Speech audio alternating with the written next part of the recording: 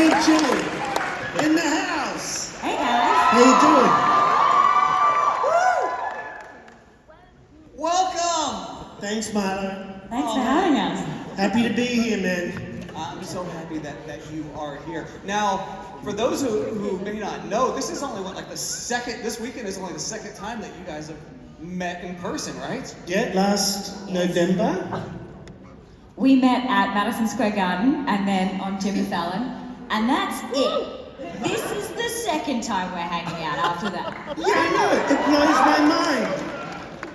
Yeah, that's it's crazy because David, you don't record in the studio or anything, right? I record in Sydney in like a little booth, and Mel, because you travel so much, you record all over the world. Yeah, everywhere. So I've recorded in obviously Australia, LA, upstate New York, Latvia, Florence. So I kind of do the world tour with Mel. It's fantastic. And how have these fine folks of Minnesota been treating you guys? They've been amazing. You guys The best. have been incredible. Give yourselves a round of applause. Come on.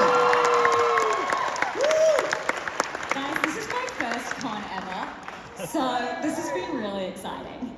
Right, yeah, this is your first convention. David, you've done some other... I've done some in Australia, which is similar, but on a much smaller scale.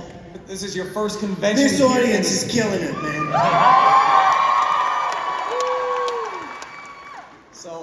So what do you think of the convention scene? Well, we're pretty new to it. We've still Very got a lot new. of questions. There's a lot of surprises. But really enjoying it so far, you guys. So what about some of these cosplays that you guys have seen? Yeah, amazing. Love it. Love all the little Blueys and Bingos in the audience. There's been a number of grannies over the last few days, which I have really loved. Look, And my only note, if I have one note, a little bit more Chilli and Bandit cosplay. Come on. Okay, a little bit more Chilli. I see some Chilies? Chillis. I see some Bandits. Where's the Bandit? There was a fake. Yeah! But underrepresented. We'll get you next year. Yeah, you got me, man. At what point did you realize that this show was a blockbuster hit? Or have you still not realized how big it is? Well, it's surprising, especially when we come here, isn't it, Mel? Like, it is really popular here. It's popular in Australia as well, but just the size of it over here is still surprising. I think what is surprising for us is it feels like such a quintessentially Australian show, but then to see how it resonates with all of you here, it's really special. And when we do it, it's so much fun. So much fun. And it's not like work at all, because you just, read the script. Guys, it's have the a best laugh. job ever. And then someone else does all the hard work to make it. Yeah. And then it goes on TV and everyone loves it. And that's what's surprising, because something so fun is so popular. So good. The best. How many people are surprised when they come and talk to you to realize that that's your voice, and that you're not doing a voice for the show, but that is your voice that comes out of that microphone? They're confused. A lot of people are like, "But where's Bandit? Did you eat Bandit? Is he inside you?" And some people, like at my kids' after-school care, they ask me seriously, "So when you do episodes of Bluey, do you put on a blue suit?" And I'm like, "Belinda, it's a cut. It's not live action." So some people, it's confusing. Now this show, it's a kid's show, right? But it has a lot of adult themes. Now, Melanie, you have a lot of those episodes revolve around Chilli. Baby Race is a big one. What?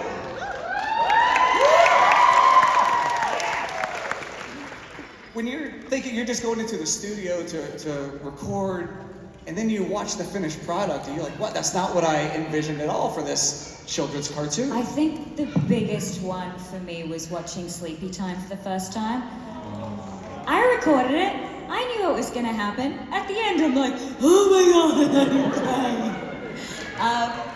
So we get an element of it. We get the script, but occasionally I will read the scripts beforehand and both cry and laugh. Baby Race, I definitely cried before I recorded it. So I knew that was a tearjerker, everybody.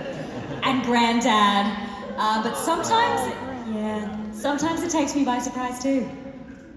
David, what about yourself? Do you two actively watch the show, or is it a set it, forget it, and work on your next It's project? a little bit set and forget, but then we'll watch the very finished product. But that Granddad episode that you were talking about, Mel, that is just so beautiful. Like, it's that shot at the end where you're sitting and time's passing. It's just so simple and so emotional, and it's the beauty of the show. It's simple, and it gets the feeling across without overcooking it, if you know what I mean. It's just the basic instinct of it.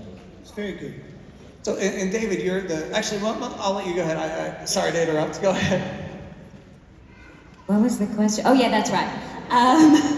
I usually I have two nieces who are 2 and 4, so that's usually when I do the watch when it happens. And but occasionally there was a couple of episodes if I've really had fun in the booth. Joe Brum, who's the creator, he pretty much writes every episode. He directs the animation, he directs us. He's a genius. He's the reason we're all here. He sent me a couple. Yeah, give it up for Joe. He's a genius. I remember he sent me Hammer Barn early because that was so much fun to make. I want to talk to you about how you got the job in the first place. Now, Dave, this wasn't something that you thought was going to be a full-time job, right? No, I didn't even know this job existed. So I was just, I'm from a music background, like bands and stuff.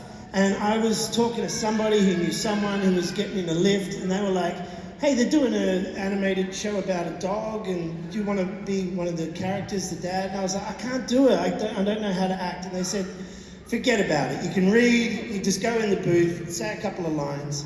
And so we went in, and I read a couple, and then we ended up, they gave me some feedback, like, try not to make too much of an idiot of yourself, try and do it a bit better. And so we did that. And then I thought, that's it.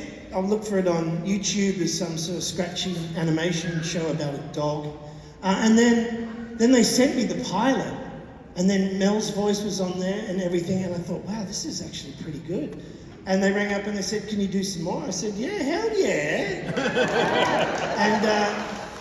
And that's it. So I don't really know how to act. But I have got the advantage of having 2 daughters. So a lot of the stuff in the show I can relate to as a parent of 2 daughters. So that's my contribution to the Acting 101 today. Thank you.